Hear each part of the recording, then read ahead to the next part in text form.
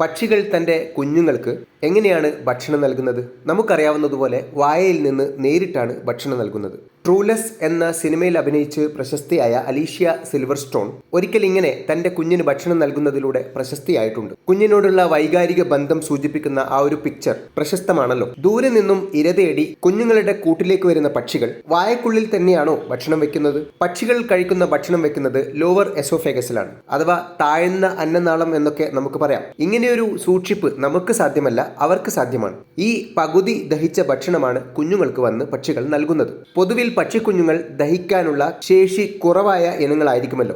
അതുകൊണ്ട് തന്നെ ഈ ഒരു ഭക്ഷണം അവർക്ക് ജീവാമൃതമാണ്. മനുഷ്യന് ഇത്തരമൊരു അസാധാരണമായ ഊട്ടൽ സാധ്യമല്ലെങ്കിലും പല അമ്മമാരും തങ്ങളുടെ കുഞ്ഞുങ്ങൾക്ക് നേരിട്ട് വായയിൽ നിന്ന് ഭക്ഷണം നൽകാറുണ്ട്. അതുകൊണ്ട് തന്നെയായിരിക്കാം അലീഷ്യ സിൽവർസ്റ്റോണിന്റെ ആ പിക്ചർ ഇത്രയും ഫേമസ് ആയത്. സ്നേഹത്തിന്റെ അഗാധത വെളിപ്പെടുത്താൻ വേണ്ടി ഈ ഒരു ഭക്ഷണ കൈമാറ്റ രീതി ദമ്പതികളിലും പ്രണയിനികളിലുമൊക്കെ നമുക്ക് കാണാം. പക്ഷേ ഈ ഒരു ആക്ടിന്റെ കോപ്പിറൈറ്റ് പക്ഷികൾക്കാണ് എന്നത് ഓർക്കുമല്ലോ.